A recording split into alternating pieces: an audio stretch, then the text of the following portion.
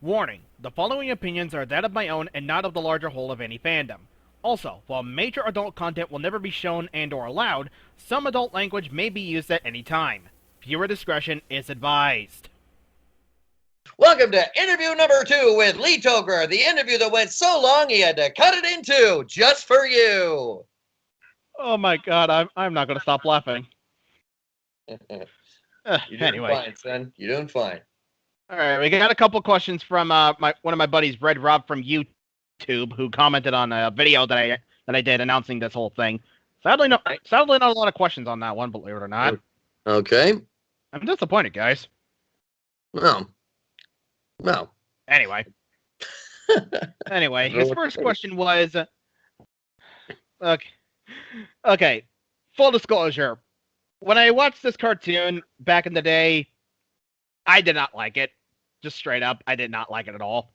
That could be any one of the cartoons. Fair. So, but it's a question I wrote down. I have to ask it. Okay. How was your enjoyment of being Bling Bling Boy from Johnny Test? Oh, are you kidding me? Bling Bling is awesome! He is the coolest, and he's still going strong. So, I love doing Bling Bling. He's one of my favorite characters. Somebody actually on Instagram showed a picture, and I tagged it and I liked it. But somebody made a solid gold Bling Bling with actual diamond encrusted things and hand painted. It was a keychain thing, and it was worth like way too much money. But it was all precious metals and precious stones, and it was a bling bling, a little miniature bling bling on a keychain. I'm like, dude, must have it. And then I looked at the price. I'm like, don't need it. So, but no, bling bling is awesome. He's the one everybody loves to hate. Hello. I'm sorry, I just had to pick my jaw off the floor. Like, really? Someone made a solid gold Bling Bling Boy keychain? Yeah, with well, I think they attached a keychain to it just for display. But it was diamond encrusted and like super, like it was just like, it was bling. It was actually bling bling, was actual bling. Like that would be the coolest necklace ever, like pendant. Would be really ridiculous to have, but bling bling as bling, yeah, that would be blingy. So, yeah. Well, my mind just got blown, everybody. Yeah, no, I love doing bling bling because he's so ridiculous and so, privileged, and everybody just loves to hate him. And Scott Fellows that created the show, amazing, super funny. If he laughs when he's in the States, usually doing it via directing, but if he laughs, I know I don't need to do another take. If he laughs once, I stop. I said, I got Scott to laugh. I'm done. That's all I need. But we went 7 seasons, and there's talk of another. So yeah, I think it's either a reboot or a continuation. I didn't really look into the news all that much. Well, it's not going to be a reboot, I don't think. It's probably going to be a continuation because all of the cast are just, we've done it for 7 seasons now, and if they do it, I don't think it's going to be a reboot. I hope not anyway. But because the cast knows each other and plays off each other so well, and we've had 7 seasons to finally figure out, all these characters and how they interact together. That's like, I don't know. That's it, after seven seasons of anything, that's like taking a franchise like Next Generation after 7 seasons and then saying, "Okay, we need a new Picard." You can't really do that. It's just not. People would be like, "I don't like it." That's how I would feel anyway. If they did a reboot of Johnny Test, I'd be like, meh.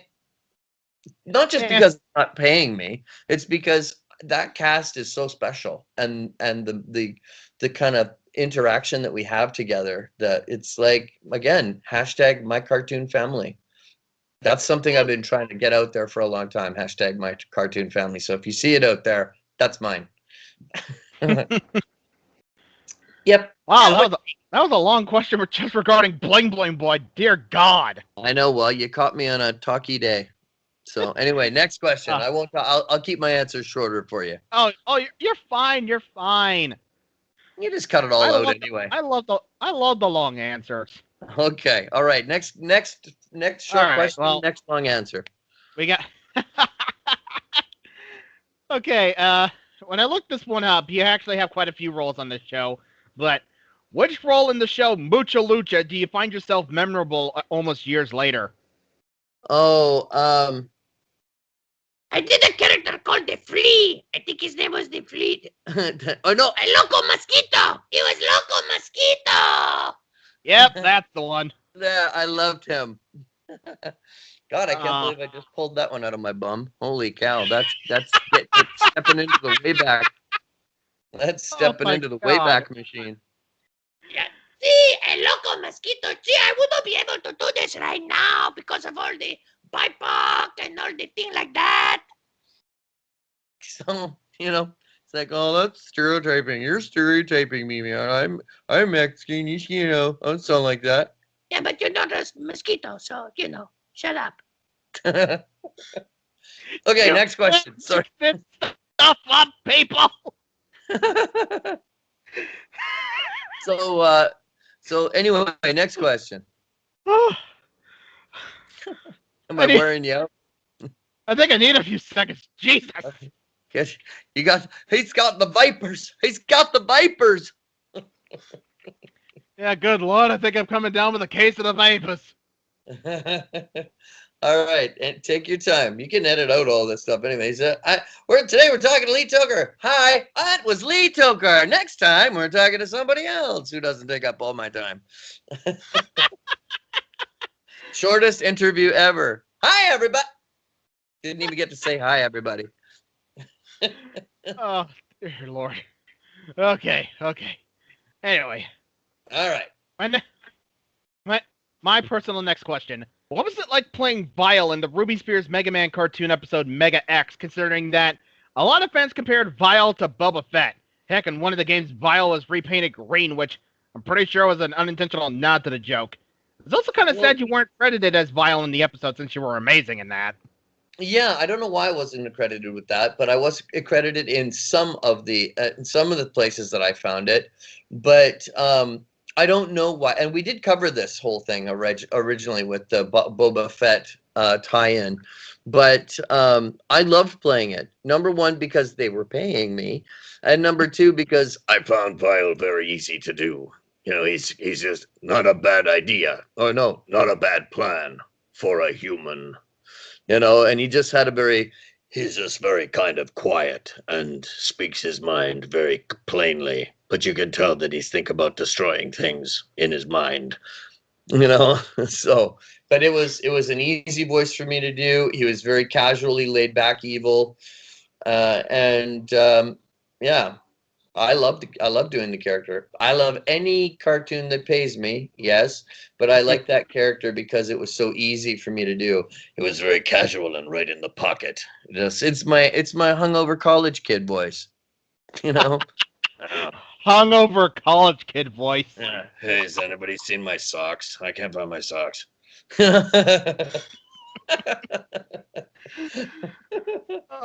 Anyway, go on, Jesse.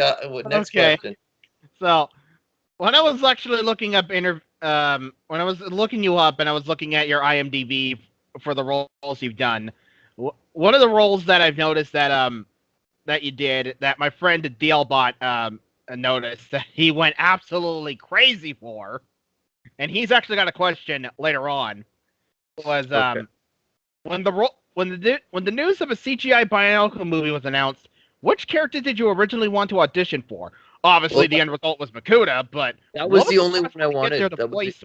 Quite arguably one of the biggest villains in Bionicle history. Yeah, it was, and he was, and I got some cool merch from the company. They sent me so much Bionicle merch. They even sent me a poster signed by the directors and the creators. Nice. And I loved it. Oh my gosh.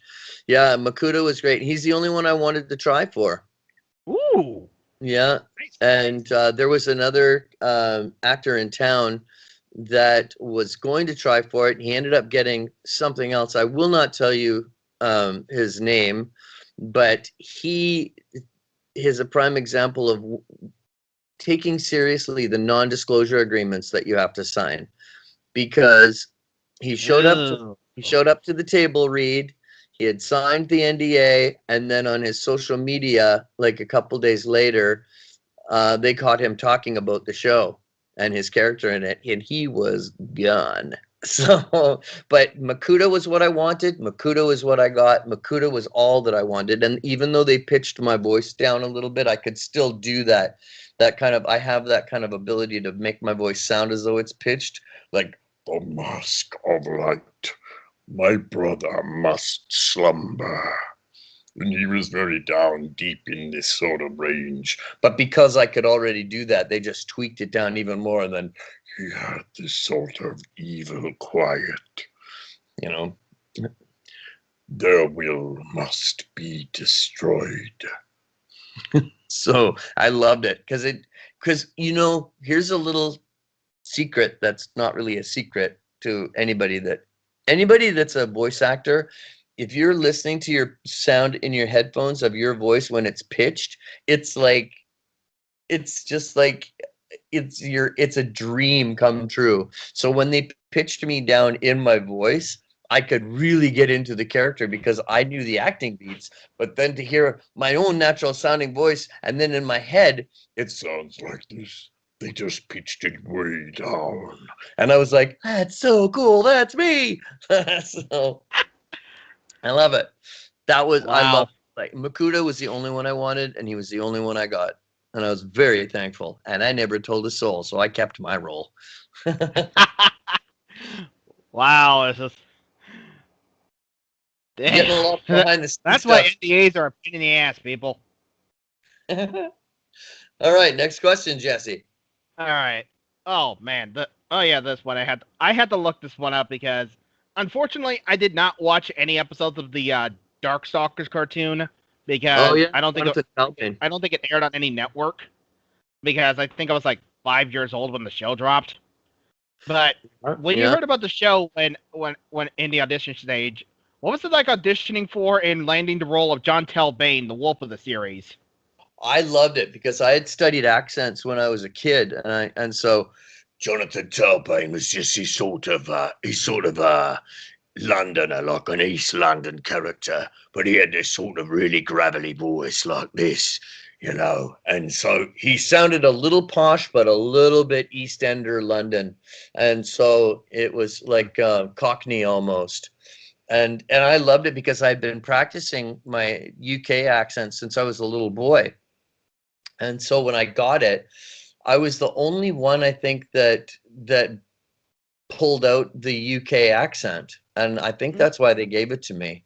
But yeah, I loved that character. It was one of my favorites at the time because I was just so new in cartoons. I did Street Sharks was my first, doing Ripster, which was, hey, what have you done with our dad? And all my characters had this sort of low gravel edge to them. and Jonathan Talbain was sort of like that as well, except he had this sort of thing, like he was from London. He had this UK accent. but I loved it because it got a chance for me to show, like I told you before, it was for me to chance to show off what I could do. And that's so important, to have an opportunity when nobody knows who you are. And so when I got that, I'm like, just ticked another notch on my belt. Now they know I know how to do this voice or this accent or this character or this kind of character. So I was up building my reputation at that point. So I loved that character. In answer, to truncate a very long answer already to a shorter response, my short version of that long-winded thing was, I loved it. It gave me a great opportunity, and I loved playing the character. Yeah, what I did understand about the Darkstalkers cartoon is that fans ripped it to shreds with criticisms. Some of them valid, like not like the cartoon not resembling the games and stuff like that. Others like the comedy tone of the cartoon just not working at all. Yeah, well, I didn't write it. And I didn't looking back on it, like it was, but it was in it the animation style you can't really say is bad compared because you have to compare it to so many things that have come out and we've come so far in the animation industry to make things look really good. Yeah. It looked it looked a little Hanna-Barbera, a little bit like Hanna-Barbera stuff. It was kind of Oh God, easy. you're right. I remember watching the video that I sent you for Jon Talbain. It's like, oh my God, it does look like Hanna Barbera stuff. It does. It was really, it had that kind of, I don't know. It wasn't great visually. So any criticisms about the visual stuff, I can get behind that. Um, Hmm. I've seen OC characters of Jonathan Talbain recently that other people have remastered and redigitized and stuff, and they look so badass and so cool. And I'm like, that I wish that they look. I wish Jonathan Talbain looked like the new versions that these fans are coming out with because he was such a badass character. But the writing wasn't great and the visuals weren't great, but I loved the opportunity that it gave me, and I loved the voice that I came up with that they gave me a chance to use that voice. So I have nothing but good things to say about it because of the opportunities. But as a fan of animation, eh, not so much. It didn't look as good, Yeah. and the writing was pedestrian. Hmm. Ah, now, next question I got, and Yes, sir. digging deep into remembering old stuff now. Okay. I remember watching the show when it aired, but I don't think I saw the finale, which kind of sucks. So I'll have to hunt down episodes. But what was your experience working on the show Dragon Booster and voicing the character Parm, the confidant to the Dragon Booster himself? That was a funny one because I really wanted to be part of it. And Ace Fipke, who at this point, like he brought me in for the casting of Covert Agent Ravage in Beast Wars, and he brought me in. I had already done some shows with Nerdcore, but this was their first big show. And he really wanted to work with me, and I really wanted to work with him because I loved Ace Fipke. He's a great guy, and he's made a great reputation, great life for himself. And but the character of Parman Sean, as you know, is Southeast Asian. It's Hmm. the tone of his skin and everything. And so people were coming in and they were doing a Southeast Asian. And so I did this Southeast Asian young voice and I thought it was really good, but he came back to me and said, look, we've ran up the flagpole. What else you got? We just can't do that. This was back when they were first getting into the BIPOC stuff, and you have to be a ringer. You have to be of that nationality or you have to be of Southeast Asian descent in order to play a character like that. And he said, and he phoned me up at home, like Ace phoned me at home, and he's like, Lee, I really want this for you. I want you to have this job. What else can you do? I'll give you a day to think about it, but come up with something. And then I thought about it because I was pacing and pacing, and then I remembered a movie called Bend It Like Beckham, and it was about footy, about football, proper football, not NH, like not CFL or like North American football, but Hmm. it was proper soccer, like football. And in that, uh, Beckham, in Bend It Like Beckham, they had Southeast Asian characters and they had an English accent. And so I thought, I know that is the great equalizer. I'll just give him an English upbringing, an English accent. He was born he's Southeast Asian by descent, but his upbringing and his education must have been in like Oxford or something. And so I made him from something like this, which was Southeast Asian, and talking like, I can't believe I'm going to be the Dragon Booster. And like that. And then I switched over and I said, oh, I can't believe I get to be the Dragon Booster. And so I got to make him this East Indian character, but with an English accent. And they loved it. And I got the job and I was so happy. Nice. Yeah. That's really cool. These are very long stories, but I haven't told a lot of these stories to people. But I find I am very at ease with you, young sir. So this is good. Thank you very much, man. I really appreciate that. Not a problem. And once you're Alright. finished editing this, send me the link and I'll help promote it. I'll Oh, just pop definitely. on This my- is gonna it's gonna be a while for me to edit and encode it because because this I'm talking too much. This interview is going to be a long one as it is. It'll take a while for it to encode, and the megabyte size is just probably going to be huge. Sorry, I'm talking too much. You are fine. You are fine. You can't help me. You caught Again, me it's in going to be chatty- amazing. You It's caught me going to in be a chatty amazing to mood. edit this whole thing. All right. Well, anyway, so- next question. I'll try to keep this shorter now. You're fine. The most I'm really going to have to edit is all the pictures that I'm going to have to put into the thing. Anyway. Okay. Last question from me is when you heard there was going to be a live action Teenage Mutant Ninja Turtles show that kind of takes place after the films, but not really, and you heard about the little dragon character Wick, Yeah. what was it like auditioning for him, and how was it basically voicing one of the biggest punching bags of American tokusatsu shows since Elgar from Power Rangers Turbo? Well, see, here's another prime example of me being hired to do an English accent. Because I think he sort of sounded like this, didn't he? I think that's sort of what he sounded like. I can't remember because it was so long ago. I could Yeah. pull it up. I could pull it up actually. Well, see, where did I find that? But I loved doing it. And well, again, I didn't really know much about the Teenage Mutant Ninja Turtle franchise, and when I heard that I got it, I thought that it was a cartoon version I was doing. And then when I found out that I was doing the voice of a puppet, I was like, "Oh, that's so cool!" And of course, my friend Matt Hill played. I can't remember, is it Raphael or Donatello or something? I can't remember which one. But in the live action, he was in the suits. It was really cool. Yeah. Nice. Yeah, so I got to play the voice of a puppet, and I love puppets. I love Muppets and puppets and all that stuff. So, Kind see, of where did ironic because all the seasons of the Muppet Show, of all 5 seasons of the Muppet Show, are on Disney Plus right now. Oh, no kidding. Yeah, That's they cool. did have to do some. They did have to do some edits to some episodes because, of course, music issues regarding one episode, and then they had to outright delete one episode because the main actor in it was a pedophile. Oh, ew. Yeah. Okay. I Yeah, don't blame that's- Disney for wanting to delete that one. Okay. I I don't don't think it would have been easy to edit around them. No. Okay, well, I don't want to talk about it in this interview, but I want you to tell me who it was later because I didn't know any of that. That sounds Yeah, that sounds- I'll try to find it. I'll try to find it later on. Okay.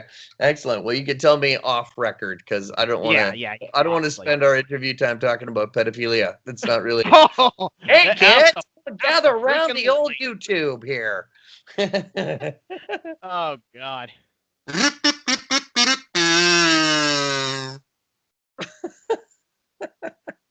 Yes, I have a kazoo next to my desk. That's right. That's right. That's Oh right. man. I don't make excuses. What? This is what you wanted. This is what you get. I'm a kazoo lover. Okay, next to Jesse. All right. From one of my buddies, Gregory Casella, who is also known as Brony Ranger in a few circles.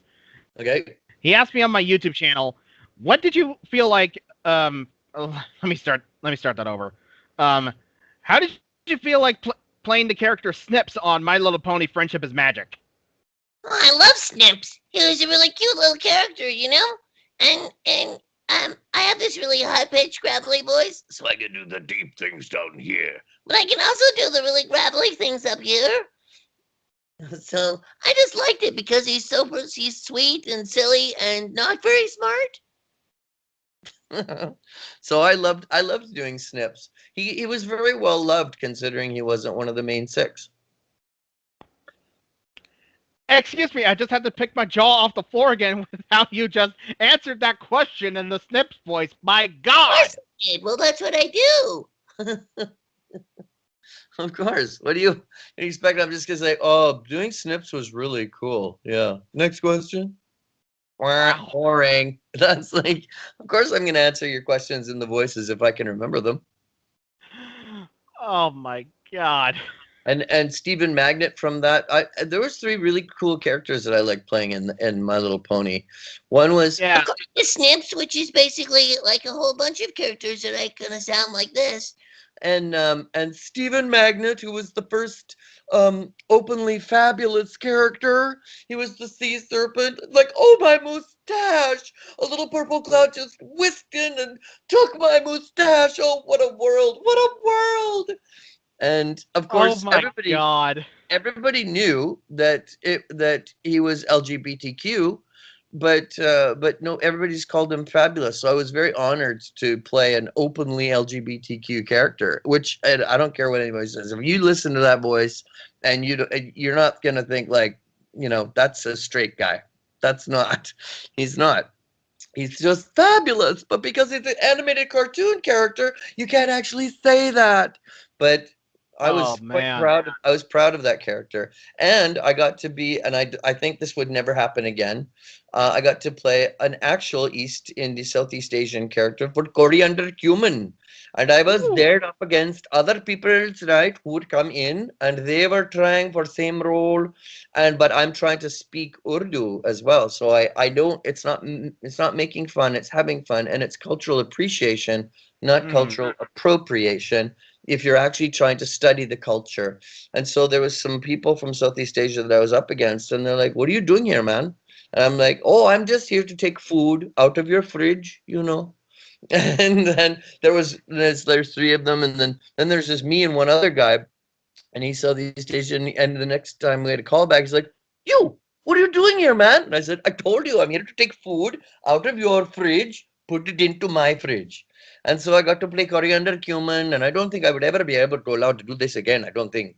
But it was this, don't worry, no pony wants to try. It does not matter. No pony wants to try anything different anyway.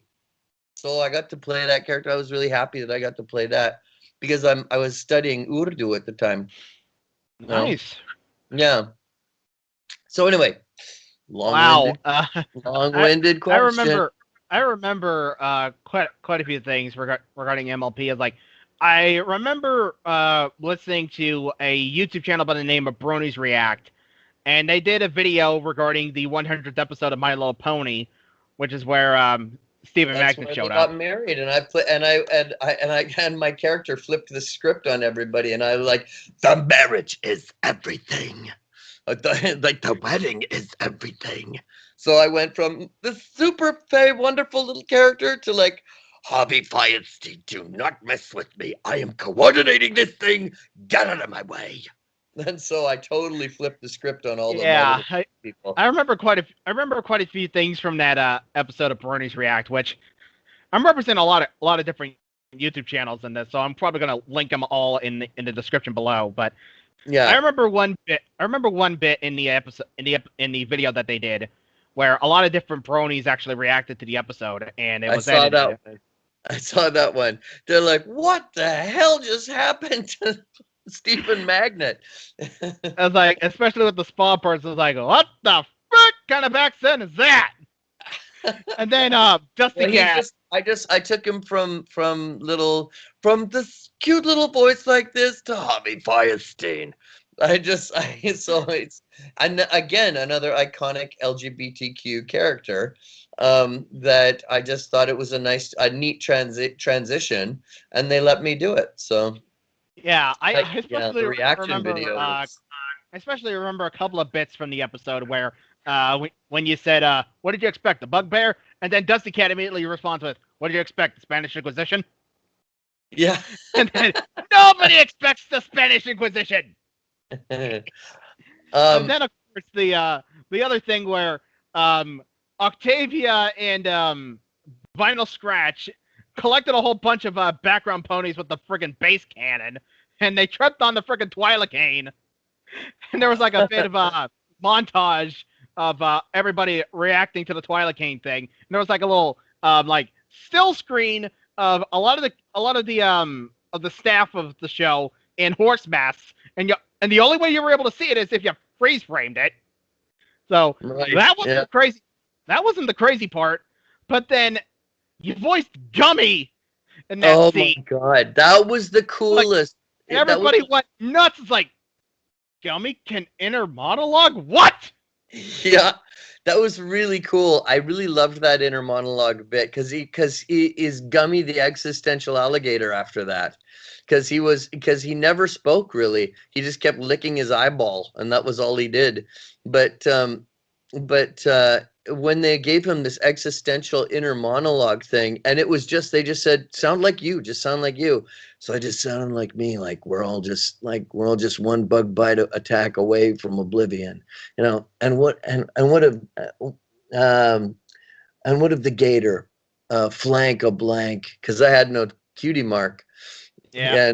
And what'll become of me and that kind of stuff. I still haven't seen it, but I've heard it, but I haven't seen the video of it. I'd love to see the video of it, but apparently it just totally. I saw the reaction video for it, and so I heard my words, but I didn't see the actual cartoon. I just saw their reaction, and people were totally digging it because it was so high drama the whole way along. It was like tension, tension, tension, tension, tension, and then boom, And then, boom, existential Gummy. What? yeah, Gummy talking about the humanity and life and existential and what is it all about moment, and then boom, tension, tension, tension again, and I was just this little hiccup of like, what's it all about? So cool. Wow. You ask good I guess it's questions. gonna be It's fun a to good edit. question. No, you know what you should do? Make it a two-parter. This is too long. I might have to because we've been going for at least an hour. I know. Just make it a two-parter. Yeah, I'm definitely gonna have to cut this in half. And You should. But anyway, I think that sounds like a good idea. And then you could build it up like, welcome to interview number 2 with Lee Tockar, the interview that went so long that he wouldn't shut up, and now we had to cut it into 2. I'm gonna use that in the beginning of the second part. Dear God, man. You can use that. Lee, I freaking love you, man. I freaking love you. What can I say? I give till it hurts. Yeah. All Anyway, right. next question. Jesse, let's do it.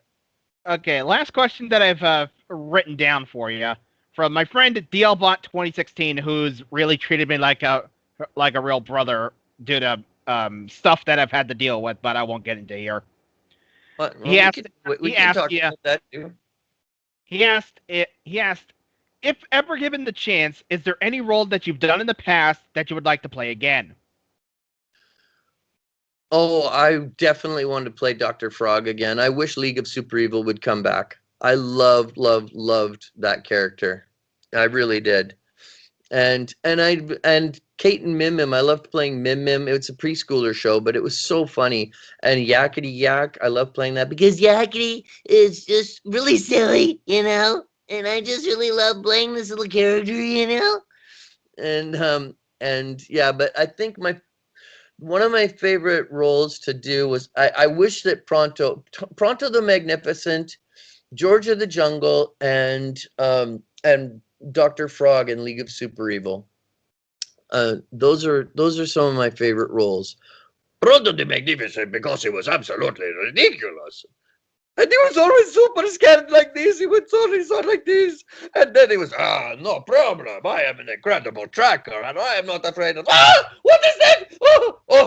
It's just my shadow, of course. So these are fun. The characters that I played that really, all of my favorite characters, and it's no great wonder, are the characters that were written very, very well. The writers brought my characters to life for me, and it was very easy to translate from the page through my mouth. Goes words on pages, into my eyes, into my brain pan, cogitate, out of my mouth hole, and repeat. It was just like, it was a natural fit because the writing was so good. So hats off to all the writers out there. Mm-hmm. Oh man. So Mm-hmm. I think I got a few more off the cuff questions that I didn't write down that I just thought of to kind of round this out. So anytime. what kind of hobbies do you like to do? What kind of hobbies do you like to do in this current age of pandemic? I am a writer. I've actually written for a lot of the cartoons that I've been in, and I'm working on I finished the first movie of something called The Grim Possession of Chesterfield Couch, and I've written the novel for that as well. And and I'm working on movie 2 and novel 2 for that. I'm also working on, I just submitted for the first time 2 kids' books to Orca Books here in BC. And I'm waiting for them for my first rejection letter. I can't wait. Then I'm a real writer. So I've been writing full time. That my 2 books are called The Last Smile in Dullsville and Why Sam Hack Would Not Go to Bed. And then I've got that, and then I have a Billy Brain Rain. So I've got a series of the Billy Brain Rain series, and I was just working on that before this interview this morning. So I'm really kind of using the pandemic as no excuse for writer's block, none at all. So I do writing, and I carve stones that I sell, and I paint pictures that people collect, and I have lots of patrons that have my art design, and I'm happy to do illustrations or paintings for people or carve stones. You can find my YouTube stuff if you type in Lee Tockar Slumber Stones. You'll find it there, and it was a commission that I did, and you could sort of see the process that I make this slumber stone. It's a short little video.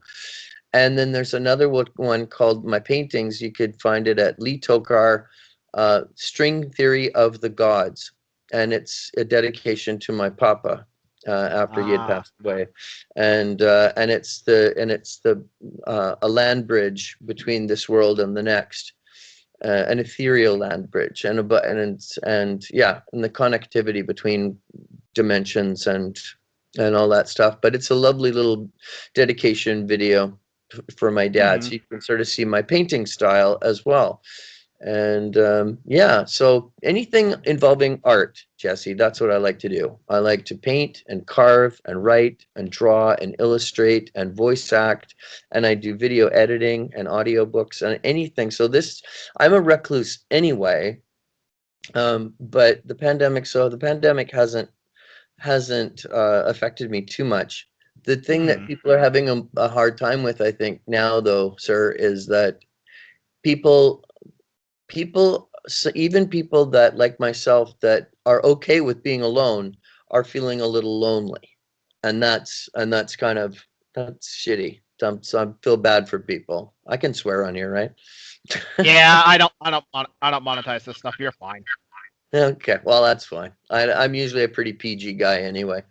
But yeah, so that's what I've been doing while I'm not a gamer. I haven't played because of my eyesight. I can't do a lot of games. But I've been in video games as a voice. But yeah, that's all anything artistic. But I got to get out into the world though. I am starting to feel a little bit cabin feverish, And a girlfriend, maybe a girlfriend might be nice. I think I should get one of those. That would be nice. I've heard good things. A little pandemic cuddle monkey might be just what I need. I don't know. It's been a while. Yeah, I've actually been really struggling with the pandemic and of course other personal things that I've had to deal with on the side. Like, I've been working on trying to get commissions off the ground. Like, I actually do custom paint stuff for people over the internet. Like, I showed my work a couple of times where I showed, like, and I'll probably show it on screen, where I took like the figure for Galvanax from Power Rangers Ninja Steel and just went to freaking town on it, just making it as show accurate as I could. I had to find the concept art of the Japanese version of the character to make it as accurate as I could from that. But then also because I also had to look for the back of the character because, well, I needed to paint the back of the figure. And I was able to find a 3D model of Galvanax from a video game for Power Rangers Ninja Steel on the Nickelodeon website. And thankfully I was able to find that and download it before the artist took his website down, which sucks. Oh. So I was able to use that to paint the details on the back of the figure, which is nice. And I also been doing stuff for Play Renegade Games. I'm not hired by them. I really wish I was. that I'm painting up some miniatures from their Power Rangers Heroes of the Grid tabletop game.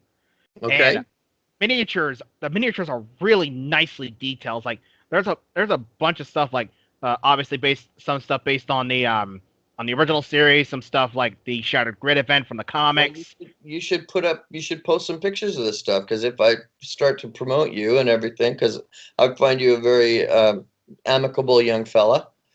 Yeah. So I'll help definitely show send some links to this. stuff that I did because I actually have a Twitter moment that I made which I update on the regular. I should actually do some stuff to add to that.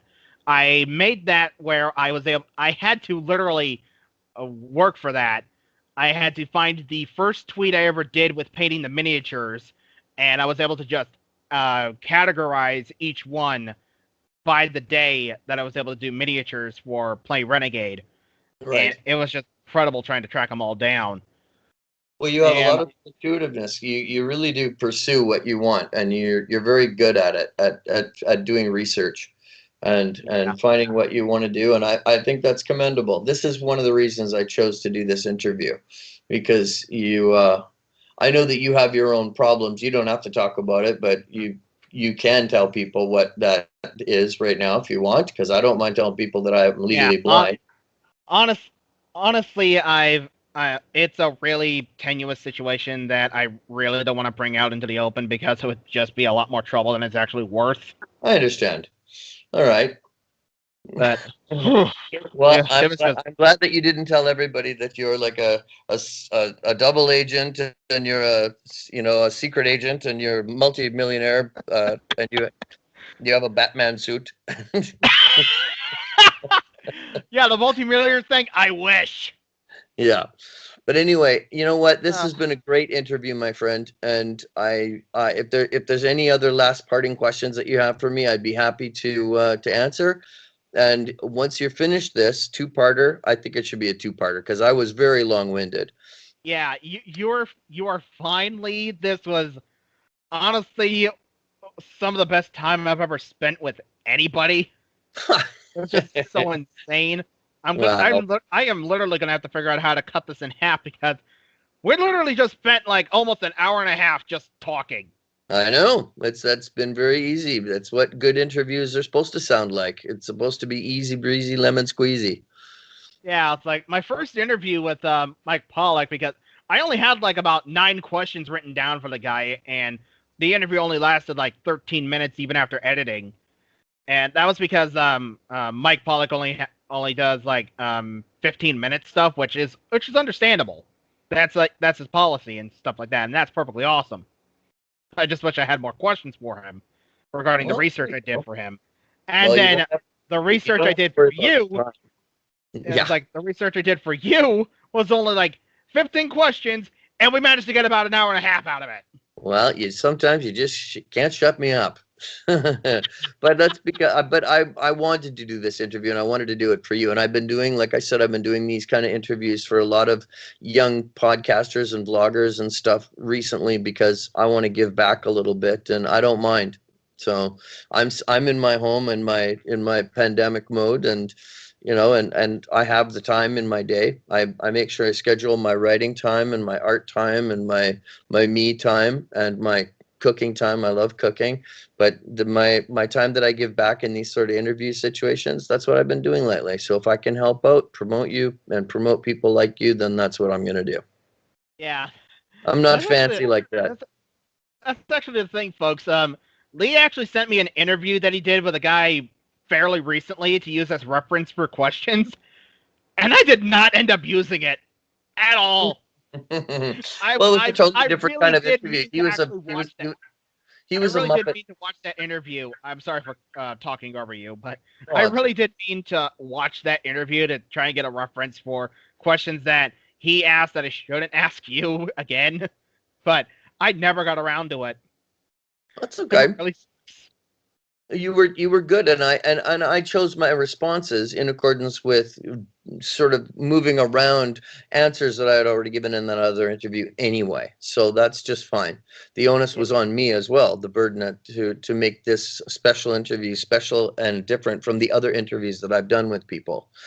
Well, sir, when you're finished this, I will help promote it and make it look slick, and or as you always do. But if this is going to be your first big full double feature one, and hopefully you liked the interview, and if you throw your heart into it, I will promote it for you, and hopefully other people that I know that are also in the sort of category that I'm in, then I'll say, hey, this guy's great. It was a really easygoing interview, and I can help you promote it. And maybe they might want to be interviewed by you, or if you approach them, they might say yes. And that's what my Wow, whole, I really do appreciate that, man. of course. That is really nice because I'm literally setting out on my own because I still remember this one thing. Ay, I remember this one thing from I went to Ranger Stop, which is a Power Rangers convention, way back, and I think 2019. Yeah, it was 2019, where one of my friends, and I was getting plugs for them for a podcast, and one of the plugs I was going to get was Walter Jones, the original Black Ranger, and I was gonna literally do an interview with Walter Jones to get his plug for the podcast, and it was getting down to the wire. It was like one of the last days of the convention, and one of my friends said because of how I acted at the time, I wasn't really in the mindset or mind process to do interviews and stuff like that. So I wasn't able to do that. So I had to pay for Walter Jones to do the audio plug. Oh yeah. But doing stuff like this, it really helps in my personal confidence that I could possibly do more of this Of and course just you can. literally You can prove do those anything you people set your wrong. mind to. You can do anything you set your mind to, my friend. It's persistence beats resistance is a mantra of mine. Yeah, it's like, again, I really do appreciate you coming down here and just basically shooting the shit with me. No worries. No worries, my friend. Anything to Ugh. help. I do some of these things, like I do probably one every 2 weeks. I'll do another Damn. interview, and just so, and you can also help plug me too. Like, I don't mind, whoring myself out a little bit, because I'm going to be coming up. I have some projects and stuff that I'd really enjoy to have a little bit more numbers behind me and backing me. So Uh-huh. so if anybody is out there and listening to this interview and you liked what you heard, and please tune in more to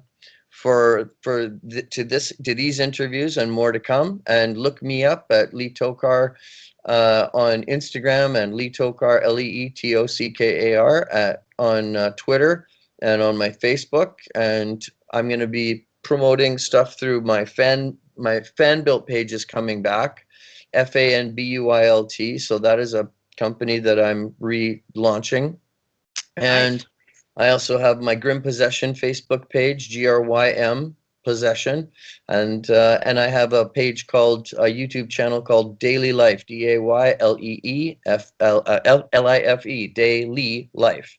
So if you follow me, I'll probably follow you back, and if you have any questions for me, I can probably answer them to anybody who's here and listening to this interview. So this has been great. I'm happy to help you. If you don't mind plugging me a little bit, then it's a back scratchy world, my friend. It's a back scratchy world. Of course, and of course, all of my social media details are in the description below. Everybody, Lee Tockar, everybody, I loved having him here. This has been my Oh pleasure, my my friend, and I wish you all the best in the future. And let me know when you're done. I'll promote the heck out of you. Thank you so much. All right. But Well, yeah, thanks for a this great interview, and everybody else, please keep tuning in to this young man. He's on the rise. thank you very much. But yeah, this has been Zeltrax Millennium saying good night and good luck. Later, everybody. Later.